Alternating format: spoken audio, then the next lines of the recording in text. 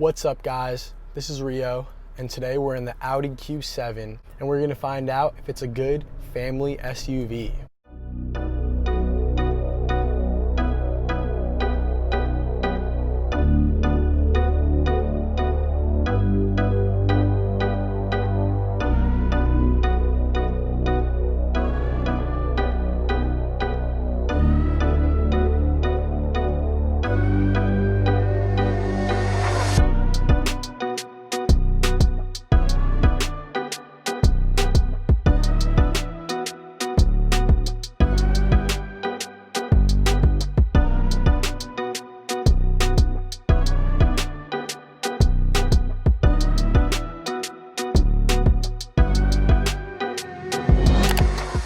We're gonna take this Q7 on a quick drive.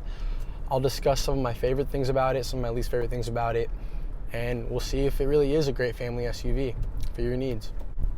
So this is a 2019 Q7.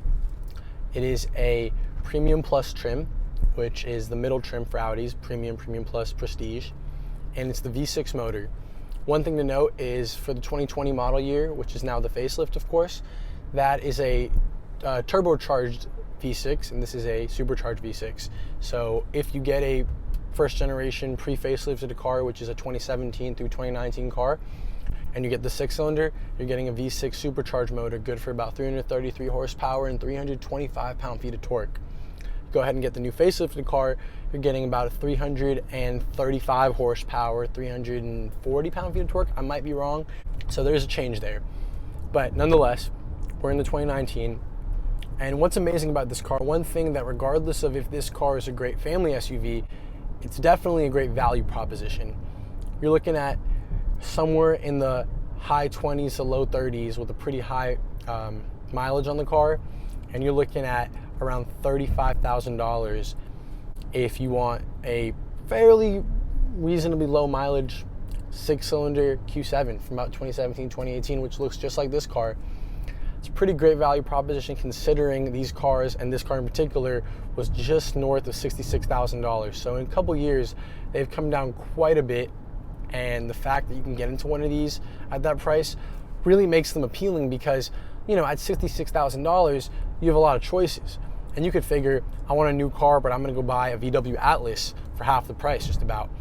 With this, getting a fairly capable car. Now, let's focus on some of the, things that make this car special. So what makes this car special in my mind, it has a virtual cockpit is what Audi calls it. And this is technically the first gen virtual cockpit. They've kind of changed the graphics a little bit on the more recent Audis that have just come out, but I'm actually partial to the first gen. I think this virtual cockpit looks better. So this is a digital, dash, as Drake and Future call it. So you're getting a little bit of functionality in the sense of a map in the middle, your speedo, your tack, but you can hit the view button on the steering wheel and you can change it to see the whole map. You can change it to see all your contacts. You have a bunch of functionality options and opportunities with it. So that makes it pretty cool. Get a pretty nice leather wrap steering wheel with plastic paddles. I don't know how many people driving this are planning to shift themselves manually, but it's a nice little touch for occasional experiences, or for slowing down, engine braking, for those of you who are interested in that. But get a fairly nice cabin. It's the new Audi styling with the vent that goes all the way across. Now, where you start seeing the age of this car and where this car doesn't really hold its own so much with its competition, as well as the newer Audis being a pre-facelift model, is the screen. It's this pop-up screen, which it's kind of cool, but it's a little bit small and a little bit, it feels a little dated. And then the center stack where you have some, auto stop start buttons, traction buttons, and all your AC. This looks a bit dated as compared to now the new Q7 facelift, as well as all the other Audi line, and again, the competition you're looking at. So it doesn't hold its own so much, and you could have on this car gotten a 4-zone climate pack, so you can find used ones that have that. And that gives you the same kind of climate control as the A4, A5 have nowadays, with the touch bar and a screen. That looks a little bit more up to date, but nonetheless, the new Q7 has a screen here, and that looks sweet, just like the new e-tron Q8 and all the other Audi SUVs besides the Q5 and Q3. So with that in mind, that's where this car begins to show its age. I would tell somebody, or advise you, that if that doesn't matter to you, if the slight nuances of tech and design don't really matter to you, you still have an AC unit. It still has mini LCDs within it. It's still awesome. It's still a great car. And again, if your primary purpose and desire for this car is for it to be a family SUV, I think this car is a real winner, actually. This will very comfortably fit 5 full-sized, over 6-foot adults. I'm just over 6'1", and I could definitely fit behind myself while in a comfortable driving position, no problem in this car. I can even fit in the middle fairly comfortably. So 5 of me can fit in this car, no problem. Now, as for third rows, this car comes with third row standard, whereas the X5 and the GLE do not. Now, in this car, it's a bit cramped. It's definitely not the most comfortable and it's not the most comfortable, huge third row you're gonna find in a car. Wow, brand new facelift Q7 looking beautiful over there. It's not the biggest, but it has a third row standard. It's definitely suitable for kids. I mean, very suitable for children.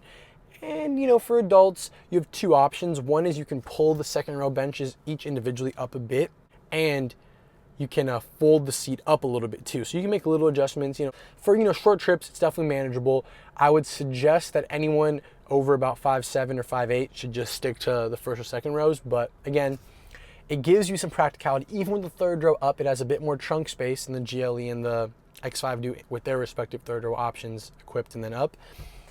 And it gives you a really nice experience. You can drive this car, you feel I think the juxtaposition between big SUV, great visibility, large mirrors, right? I mean, a lot of these other cars have the same things, but you feel like you're sitting inside the Q7. And with some other SUVs, as you start creeping up in size, getting closer to Escalades and Suburbans, Tahoes, Yukons, etc., you get to the point where you feel like you're sitting on the SUV, on the car, not in the car. And this car still gives you that good feeling of being in a cabin. It's not quite as sporty and, as a SQ5 maybe, as an e-tron, as a Cayenne, and then the such, but it, feels like at its core, it's pretty comfortable.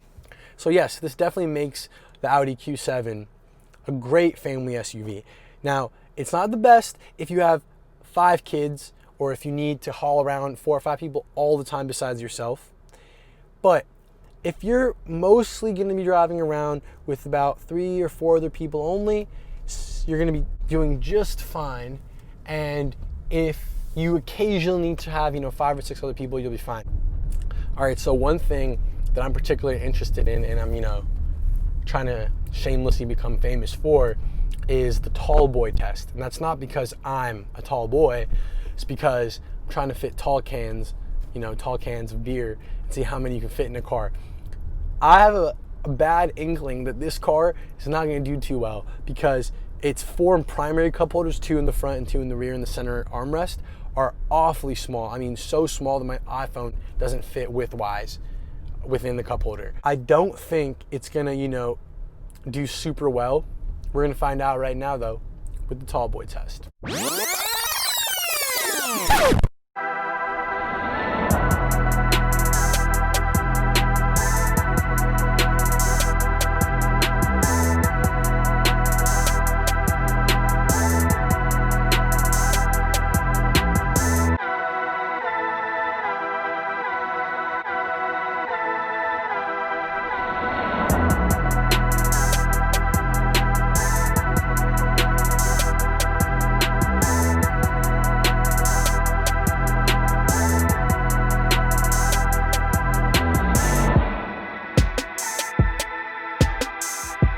So this has a Bose sound system, which is standard, I believe, on the V6 Premium Plus trim, so standard on this car.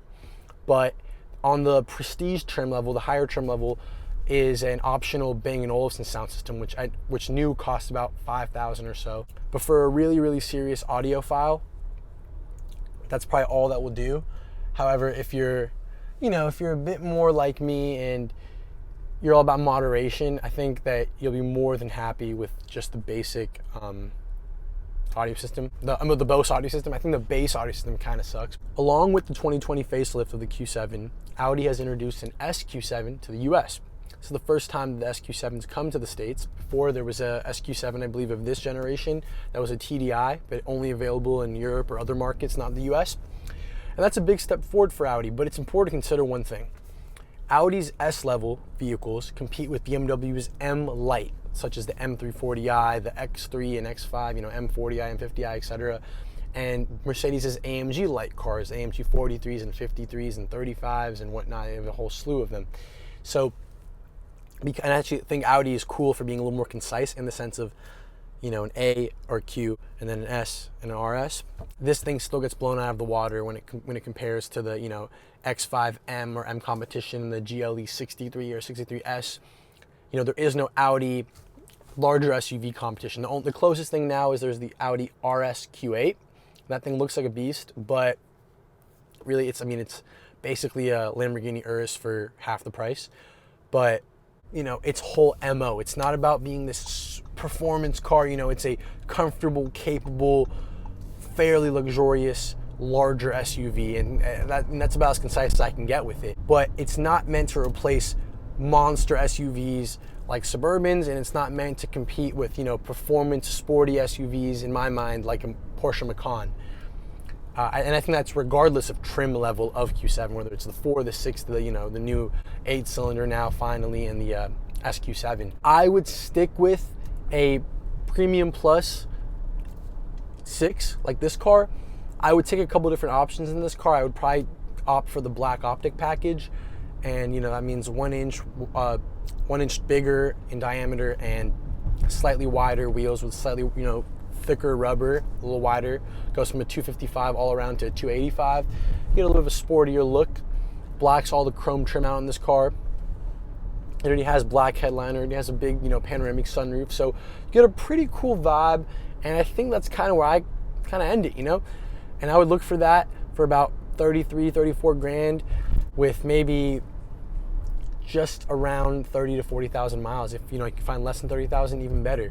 But I would go for options and colors before I'd go for a matter of 5,000 miles, in my opinion. And yeah, I think that's the sweet spot for this car. I think if that's what you're looking for, I would look no further.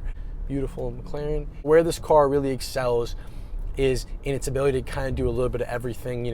Haul people, haul things, be a little sporty, be a little bit elegant, and also just enough under the radar that you can kind of mold it into any occasion. That's my take, and I hope you enjoyed the video. Please remember to like, comment, subscribe, and tune back in for more. This is Rio. Thank you for watching. Peace.